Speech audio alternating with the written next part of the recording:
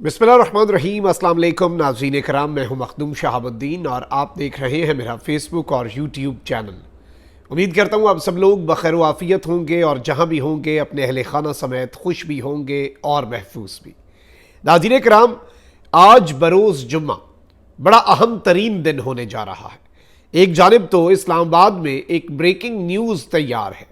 इमरान खान को गिरफ्तार करना है या नज़रबंद। इन दोनों में से किसी एक चीज पर फैसला होना है। पाकिस्तान तहरीक इंसाफ को डिसमेंटल किया जा रहा है। इस वक्त पाकिस्तान के अंदर डेमोक्रेटिक प्रोसेस या पॉलिटिकल प्रोसेस, जिसे ऑर्गेनिक पॉलिटिकल प्रोसेस कहते हैं, उसकी कोई जगह इस वक्त पाकिस्तान में नहीं रह चुकी और इस वक्त हालात जो है वो आप सबके सामने हैं। आज इंतहाई अहम तरीन दिन हो सकता है। इस हवाले से इमरान खान साहब के साथ क्या करने का इरादा है हुकूमत का, उस पर भी बात करते हैं। जबकि वजीर आजम ने कौमी सलामती कमेटी का इजलास भी तलब कर लिया हुआ है, जो कि आज होना है। अब इस इजलास के हवाले से भी मेरे पास बड़ी एक्सक्लूसिव और बड़ी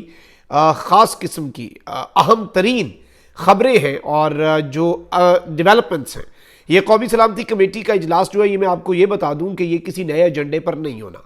ये जो पिछला इजलास हुआ था कौमी सलामती कमेटी का, जिसमें 9 मई के वाक़यात की मजम्मत की गई थी, ये उसी कौमी सलामती कमेटी के इजलास के एक तसलसल के तौर पर देखा जा रहा है और जो इस वक्त ज़राए हमें खबरें दे रहे हैं। इस हवाले से भी आम तरीन डेवलपमेंट्स हैं और पॉलिटिकल प्रोसेस जो है वो किस तरह का अब रुख इख्तियार करेगा। कल आपके सामने है कि परवेज़ खटक साहब और असद कैसर साहब ने जिस तरह से पार्टी छोड़ी, परवेज़ इलाही साहब जो है उन्होंने भी रात जो है वो गुजार ली है अब जेल में, या फिर जो उनका है एंटी करप्शन का थाना, उसमें एंटी करप्शन पुलिस की तहवील में। और इसके साथ ही साथ परवेज़ इलाही साहब के साथ दूसरी जानिब आप देखें कि जो लोग इस वक्त डटे हुए हैं उन्हें मज़ीद विक्टिमाइज़ भी किया जा रहा है। इसके अंदर भी कोई दूसरी राय नहीं है। तो ऑब्वियसली इमरान खान साहब के लिए क्या ऑप्शंस जो हैं वो महदूद हो जाते हैं, ये भी एक इंतहाई अहम सवाल होगा। अच्छा, अभी मेरे पास एक खबर भी पहुंची है और एक अपडेट भी है कि कौमी सलामती कमेटी का जो होने वाला इजलास है, ये इजलास मुलतवी किया गया है। अलबत्ता ज़ाहिर बात है कि इजलास कैंसिल नहीं हुआ है, पोस्टपोन हुआ है। तो इस इजलास के मदरजात फिर भी मैं आपके सामने रख दूंगा कि इस इजलास में क्या कुछ हो सकता है। अच्छा, जो सबसे अहम तरीन खबर है वो यही है कि सबसे पहले आपके सामने मैं खबर रख देता हूँ कि वज़ीर आज़म शहबाज शरीफ ने, ये कल रात की खबर है, कि कौमी सलामती कमेटी का इजलास आज तलब कर लिया। ज़राए के मुताबिक कौमी सलामती कमेटी के इजलास में सिविलियन और अस्करी क़यादत शरीक होंगे। इजलास में army chief general Asim Munir के अलावा विफाकी वज़रा भी शरीक होंगे और कौमी सलामती कमेटी के इजलास में अमन अमान की सूरत हाल पर गौर होगा। और इससे कबल होने वाले कौमी सलामती कमेटी के इजलास में, जो कि उस टाइम पे भी आई डू रिमेंबर के जुमे को होना था और फिर वो पोस्टपोन किया गया, मुलतवी किया गया, और उसके बाद उसका एक प्रेस रिलीज़ आया और उस कोर कमांडर्स कॉन्फ्रेंस के एलामिये के बाद, ख़ास जो एक स्पेशल कोर कमांडर्स कॉन्फ्रेंस हुई थी उसका एलामिया आया। अगले दिन आपकी नेशनल सिक्योरिटी कमेटी मीटिंग जो है वो कन्वीन हुई, उसका एलामिया आया। दोनों मुमासलत रखते थे, ये उसी की कॉन्टिन्यूएशन था। और इस सब के अंदर फौजी तनसीबात पर हमला करने वालों के खिलाफ आर्मी एक्ट के तहत ट्रायल के फैसले की तायीद की गई थी, जबकि विफाकी काबीना ने कौमी सलामती कमेटी के जो फैसले हैं उनकी तौसीक भी कर दी थी। अच्छा, अब यहाँ पर जो नई खबर आई है अभी लेटेस्ट, वो ये है कि कौमी सलामती कमेटी का आज होने वाला इजलास जो है वो मुलतवी कर दिया गया है और ज़राए के मुताबिक इजलास वज़ीर आज़म के दौरे तुर्किया के बाइस मुलतवी किया गया है। वज़ीर आज़म शहबाज शरीफ आज शाम को तुर्किया के दौरे पर रवाना होंगे। अब वज़ीर आज़म का स्केड्यूल कोई ऐसा तो वैसे नहीं होता कि, और ये तुर्की का दौरा जो है वो ऐसे तो है कोई नहीं कि चलो उठो बाहर से कुछ खा के आ जाते हैं और बस चलो बाहर से कोई फिर के आ जाते हैं कि आम आपका बैठे बैठे प्लान बन गया या किसी की तरफ आप खाने पे जा रहे हैं। ये रियासती सतह पर जब वज़राए आज़म या किसी भी हेड ऑफ द स्टेट जो है उसका दौरा होता है किसी मुल्क का, तो वो पहले प्री प्लान्ड होता है। तो अगर वो स्केड्यूल में था तो ये जो नेशनल सिक्योरिटी कमेटी की मीटिंग है ये बुलाई ना जाती, और अगर बुलाई गई थी तो आप ऑब्वियसली टाइम मैनेज हो सकता है, दिन में भी हो सकती है, जुम्मे से पहले भी हो सकती थी, लेकिन ऑब्वियसली इसमें शायद अभी मज़ीद चीज़ों का इंतज़ार किया जा रहा है। अच्छा, अब यहाँ पर बहुत से लोग जो हैं वो इस कौमी सलामती कमेटी के इजलास के वाले से भी कह रहे हैं कि जिसके अंदर आर्मी एक्ट पर दबाव जो है, जो कि अंदरूनी और बैरूनी मुल्क से आ रहा है, उस पर भी बात होनी है और IMF के साथ मामलात जो हैं वो भी उठाए जाने हैं और अफ़गानिस्तान जो है उससे मुतल्लिक मामलात जो है वो भी ज़ेरे गौर आने हैं। और इस सब के अंदर मैं आपको ये भी बता दूं कि कुछ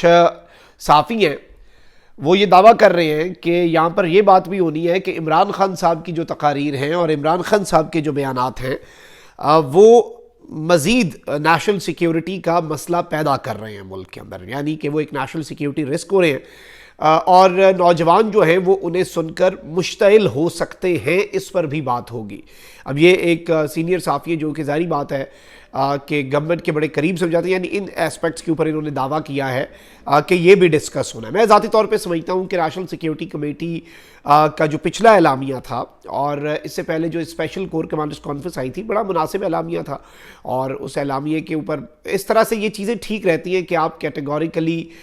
چیزوں کو واضح بھی کر دیں، اپنی پالیسی جو ہے اسے بھی واضح کر دیں، اپنی پالیسی سٹیٹمنٹ جو ہے وہ بھی جاری کر دیں، لیکن اس کے ساتھ ہی ساتھ آپ ایسی کوئی سٹیٹمنٹ جو ہے، اس سے پہلے ایک نیشنل سیکیورٹی کمیٹی کے میٹنگ ہوئی، اس کے اعلامیے میں آپ کو یاد ہوگا کہ حکومت نے بہت کچھ ڈلوانے کی کوشش کی تھی لیکن حکومت نہیں ڈلوا پائی تھی، اور بہت کچھ جو ہے وہ گورنمنٹ کرنا چاہتی تھی، لیکن آبویسلی آپ کو پتہ ہونا چاہیے کہ جو نیشنل سیکیورٹی کمیٹی ہے وہ بڑی اہم ہوتی ہے، کیونکہ اس میں ایک جانب وزیر اعظم صدارت تو کر رہے ہوتے ہیں، ایک جانب کچھ عام ترین وزراء بیٹھے ہوتے ہیں، لیکن وہیں آپ کے joint chief, army chief, navy chief, air chief, D G I S I, D G M I, یا اہم ترین جو بھی ریلیونٹ اس چیز کے حوالے سے لوگ ہوتے ہیں۔ اب عمران خان صاحب جو ہیں، ظاہری بات ہے کہ بڑے دنوں سے یہ بات گردش کر رہی ہے کہ عمران خان صاحب کو اس سارے کے سارے معاملے کے اندر یہ تانے بانے جو ہیں اور وہ اسٹیبلش کیے جا رہے ہیں کہ جو کچھ بھی ہوا 9 مئی کو وہ ہیٹ آف دا مومنٹ نہیں تھا، وہ ایک ان آرگنائزڈ یا پھر موب وائلنس نہیں تھی، اور وہ موب کا ایک ریاکشن نہیں تھا۔ بڑا افسوسناک تھا جو بھی تھا ویسے، لیکن اور بڑا تکلیف ہوئی دیکھ کے وہ ساری چیزیں، لیکن اس سب کے اندر یہ اس کے اندر بلڈ اپ کی گئی ہے، جو ایک آپ کہہ لیں کہ کنکلوژن جس پہ جمپ کیا گیا ہے، اور گورنمنٹ جو ہے اس کے حلقے یہ کنفرم کر رہے ہیں کہ اصل میں یہ سارا منصوبہ عمران خان صاحب مارک کر کے ایک ایک جگہ ایک ایک نشان لگا کے دے کے گئے ہوئے تھے، یعنی کہ خان صاحب جو ہیں وہ اس سب کے اندر ملوث ہیں، اور خان صاحب اس سب کے ماسٹر مائنڈ ہیں، اور چونکہ ماسٹر مائنڈ ہیں تو پھر obviously ماسٹر مائنڈ تو منصوبہ بناتا ہے، منصوبے کے ٹائم پہ اگر وہ نیب کی تحویل میں بھی ہے اور منصوبے کے ٹائم پہ اگر وہ اسے ایگزیکیوٹ نہیں بھی کروا سکتا تو اسے اس کیس کے اندر، اور ظاہری بات ہے کہ آپ کو پتہ ہے کہ ان کے اپنے صحافی یہ دعویٰ کرتے ہیں کہ عمران خان پہ آرمی ایکٹ بھی لگنا ہے، عمران خان پہ ملٹری کورٹ بھی لگنا ہے، رانا ثناء اللہ صاحب بھی اب یہ کنفرم کر چکے ہیں، آپ کے وزیر دفاع بھی یہ کنفرم کر چکے ہیں، تو اب اس کی جانب بھی تو بڑھنا ہے۔ اور ایک جی آئی ٹی جو ہے، جو ڈی آئی جی انویسٹیگیشن کی سربراہی میں بنائی گئی تھی، اس نے بھی عمران خان صاحب کو کور کمانڈر ہاؤس جو ہے، جناح ہاؤس پر حملہ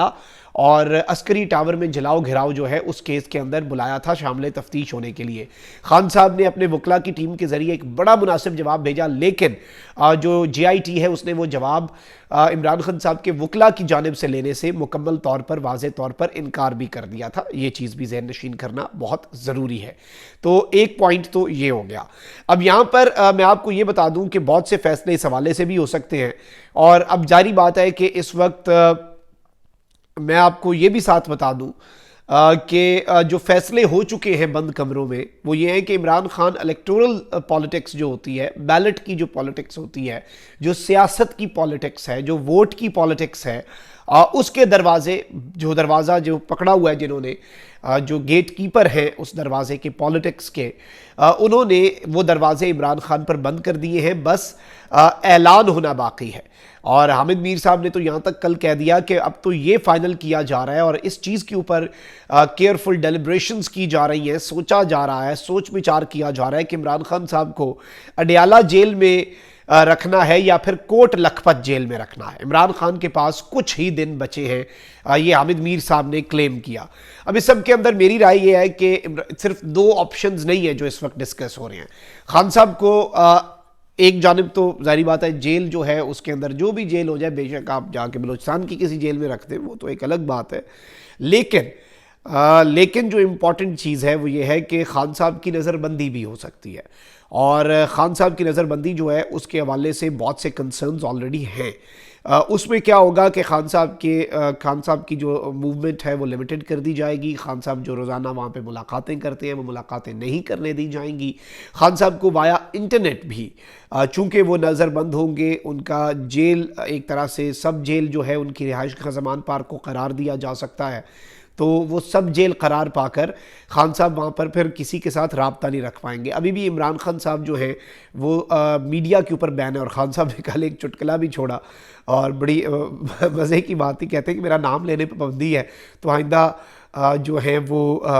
قاسم کے ابا کہہ کے مجھے بلا لیا کریں میڈیا والے, تاکہ ظاہری بات ہے عمران خان کے بغیر کیا ہے میڈیا. اور میں آپ کو ایک اور شرطیہ بات کہہ رہا ہوں, اور یہ آپ لکھ کے رکھ لیں, یہ جو ٹی وی چینلز کی ریٹنگ گرنی ہے نا عمران خان نہ ہونے کی وجہ سے ٹی وی چینلز پہ, آپ اندازہ بھی نہیں کر سکتے کہ یہی سارے ٹی وی چینل مالکان جو کہ عمران خان مخالف ہے نا, انہوں نے حکومت کو جا کے کہنا ہے کہ بھئی یہ ہمارے بندے ہاتھ دیکھ لو, کتنے عرصے اشتہاروں پہ چلیں گے, کتنا عرصہ سرکاری اشتہار چلیں گے. اصل ریونیو ماڈل وہی ہوتا ہے جس میں آپ خود کفیل ہوتے ہیں. اب ہم اپنا یوٹیوب یا اپنی جو جرنلزم ہے وہ ادھر ادھر سے سرکاری اشتہاروں پہ, سرکاری ٹھیکوں پہ چلانا شروع ہو جائیں تو پھر ہم بھی مرہون منت ہی ہو گئے. لیکن نہیں, آپ کو جو ایک بالکل ریونیو کا بڑا جائز اور بالکل سیدھا اور حلال جو ایک طریقہ ہوتا ہے, اس ریونیو سٹریم کے اندر ہی آپ کام کریں تو ہی اس میں ترقی بھی ہوتی ہے. آپ اپنے آپ کو اس میں وہ بھی کر پاتے ہیں, جج بھی کر پاتے ہیں کہ آپ ٹھیک بھی جا رہے ہیں کہ نہیں, ورنہ جو حوث لقمہ تر جو ہوتی ہے وہ تو لہجے کا جلال کھا جاتی ہے اور پھر وہ کسی لفظ کو حرمت نہیں مل پاتی اس سب کے اندر. تو یہی ہمارے میڈیا کا بھی انفارچونیٹلی حال ہو چکا ہے. لیکن یہ چیزیں ہیں اس وقت جو ڈسکس ہو رہی ہیں, اور انفارچونیٹ ہوگا کہ یہ ہو. میں بار بار یہ بات کرتا ہوں کہ پاکستان کا جو پولیٹیکل پروسیس ہے, پاکستان کا جو ایک ڈیموکریٹک پروسیس ہے, اسے آرگینک طریقے سے نہیں چلنے دیا جا رہا. یہ سیاست کا, یہ پاکستان کے اندر ڈیموکریسی کا, یہ پاکستان کے اندر رول آف لاء کا, یہ پاکستان کے اندر کانسٹیٹیوشنل سپریمیسی کا, یہ پاکستان کے اندر جوڈیشل انڈیپینڈنس کا, ان سب کا نقصان ہے. یہ پاکستان کی عوام جو کہ اس ملک کی جمہوریت کے اندر جو جمہور ہے, اس ملک کی عوام جو اس ملک کی اصل اسٹیبلشمنٹ ہے, جو ریولوشن وایا بیلٹ لانا چاہتی ہے, اس کے راستے میں رکاوٹیں, یہ ان سب کا نقصان ہے. کسی بھی صورت یہ ایکسٹریم اقدامات جو ہیں یہ عمران خان کا نقصان نہیں نظر آ رہے. اپنا بہت خیال رکھیں. اللہ نگہبان. پاکستان زندہ باد.